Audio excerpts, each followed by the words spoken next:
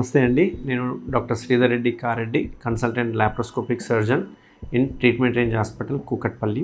ఈరోజు చాలామంది బాధపడే problem stress incontinence of urine. అంటే ఈ స్ట్రెస్ ఇన్కాంటినెన్స్ అంటే ఏంటి అంటే ఆడవాళ్ళలో ఎక్కువగా చూస్తుంటాం, మగవాళ్ళలో కంటే కూడా ఆడవాళ్ళలో ఎక్కువ చూస్తుంటాం. ఈ ఆడవాళ్ళలో ఏమవుతుందంటే ఏజ్ పెరిగే కొద్ది కల్లా ఈ బ్లాడర్ అంటే ఈ మూత్రం సంచి అంటాం కదా, ఈ మూత్రం సంచి చుట్టూ ఉండే కండరాలు వీక్ అయిపోతాయి అన్నట్టు.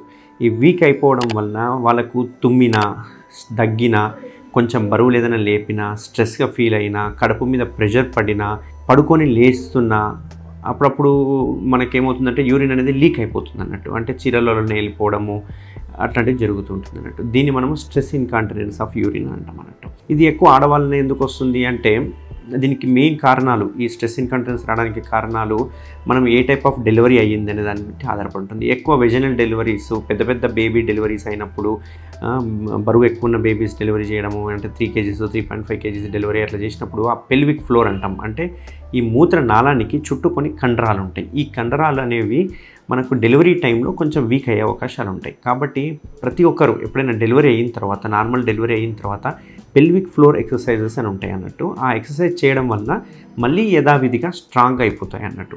అయితే ఓల్డ్ ఏజ్లలో, ఓల్డ్ కాలంలో అంటే మన తాతలు ముత్తాతల టైంలో ఒక్కొక్కరు 10 మందిని 15 మందిని కనడం ఇట్లాంటివి ఉండడం వల్ల ఏమవుతుందంటే రిపీటెడ్గా అంటే ఆ పెల్విక్ ఫ్లోర్ మజిల్స్కి హీల్ అయ్యే అవకాశం ఇవ్వకుండా ఎవ్రీ ఇయర్కి ఒకసారి 2 yearsకి ఒకసారి పిల్లలు కనడం వల్ల ఏమవుతుందంటే వాళ్ళకి ఆ చుట్టుపక్కల ఉండే కండరాలు అనేవి వీక్ అయిపోతున్నాయి అన్నట్టు. వీక్ అయిపోవడం వల్ల ఈ మూత్ర నాళానికి సంబంధించిన కండరాలు వీక్ కావడం వల్ల వాళ్ళకి జస్ట్ తుమ్మినా, దగ్గినా, పడుకొని లేచినా, ఎవరైనా ప్రెషర్ చేసినా, ఎవరైనా పిల్లల్ని ఎత్తుకున్నా మూత్రము అనేది లీక్ అయిపోతూ ఉంటుంది అన్నట్టు. వాళ్ళకి తెలుసుకుంటే లీక్ అయిపోతూ ఉంటుంది అన్నట్టు. దీనివల్ల ఏంటంటే సోషల్ స్టిగ్మా, కొంచెం ఎంబ్రాసింగ్గా ఉంటుంది. బయటికి వెళ్ళాలంటే ఒక రకమైన ఇబ్బంది ఉంటుంది. దీని వాళ్ళు ఏం చేస్తారంటే డైపర్ వేసుకోవడం ఇట్లాంటివి చేస్తూ ఉంటారు అన్నట్టు. ఇట్లా రిపీటెడ్గా లీక్ అవ్వడం వల్ల ఏమవుతుంది, అక్కడంతా ర్యాషెస్ రావడము, స్మెల్ రావడము, ఇవన్నీ కొంచెం ఇబ్బందికరంగా ఉంటాయి. ఇట్లాంటి వాళ్ళు ఇంకా ఇట్లా లీక్ అవుతుందనే ఉద్దేశంతో వాళ్ళు బయటికి వెళ్ళకుండా ఇంట్లోనే ఉండడం ఇట్లాంటివన్నీ చాలా అరుదుగా చూస్తుంటాం, మనం చాలా కామన్గా చూస్తూ ఉంటాం అన్నట్టు. అయితే దీనికి ఇవే కాకుండా చాలా కారణాలు ఉన్నాయి అన్నట్టు. స్మోకింగ్ చేయడం కావచ్చు, లేకపోతే ఆల్కహాల్ తీసుకోవడం కావచ్చు, లేకపోతే ఒబేసిటీ, బాగా లావు ఉండడం కావచ్చు, ఇట్లాంటివి చాలా కారణాలు ఉంటాయి.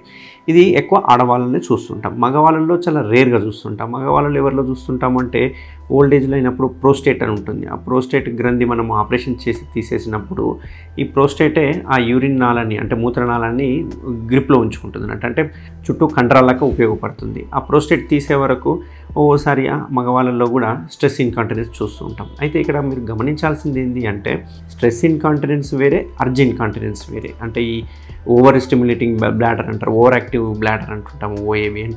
ఇవి వేరే, మళ్ళీ అర్జ్ ఇన్కాంటినెన్స్ వేరే అన్నట్టు. ఎలా వేరే అంటే ఈ స్ట్రెస్ ఇన్కాంటినెన్స్లో తుమ్మినా, దగ్గినా మూత్రం లీక్ అయిపోతుంది అన్నట్టు. దాన్ని మనం స్ట్రెస్ ఇన్కాంటినెన్స్ అంటుంటాము. అదే ఈ ఓవర్ యాక్టివ్ బ్లాడర్ కావచ్చు, లేకపోతే అర్జ్ ఇన్కాంటినెన్స్లో ఏమవుతుంది అంటే ఆ చుట్టుపక్కల ఉండే ఈ బ్లాడర్ ఏదైతే మూత్రం సంచి కండరాలు ఉంటాయో సడన్గా సంకోచించినప్పుడు అందులో ఉన్న మూత్రం సడన్గా గష్ ఆఫ్ మూత్రం బయటికి వస్తుంటుంది. దాన్ని మనము ఆపుకునే శక్తి లేక, అంటే మనం బాత్రూంలోకి వాష్రూమ్కి వెళ్ళే టైంలోనే లీక్ అయిపోతుంది అన్నట్టు. అట్లా ఆపుకునే శక్తి తక్కువ కావడం వల్ల ఏమవుతుందంటే దాన్ని మనం అర్జ్ ఇన్కాంటినెన్స్ అంటాం. అంటే వాష్రూమ్కి వెళ్ళే లోపలనే అది మూత్రం అనేది బయటికి వచ్చేస్తుంది అన్నట్టు. సో ఈ రెండిట్లో తేడాలు గమనించాలి. సో ఇది ఎక్కువగా ఎవరిలో వస్తుందంటే ఓల్డ్ ఏజ్ మనం గమనిస్తుంటాం. ఓల్డ్ ఏజ్ పీపుల్లో చాలామందికి ఈ మధ్యన ఓల్డ్ ఏజ్ వాళ్ళు చాలా ఫ్రీక్వెంట్గా చూస్తూ ఉంటాం అన్నట్టు. సో దీనికి మెడికల్ ట్రీట్మెంట్ కానీ లేకపోతే సర్జికల్ ట్రీట్మెంట్ కానీ ఆప్షన్స్ ఉంటాయి. మెడికల్ ట్రీట్మెంట్ అనేది ఒక లెవెల్ వరకే, న్యూరాలజికల్ డెఫిసిట్స్ కానీ అట్లాంటివి ఏమంటే ఒక లెవెల్ వరకు ఉపయోగపడుతుంది.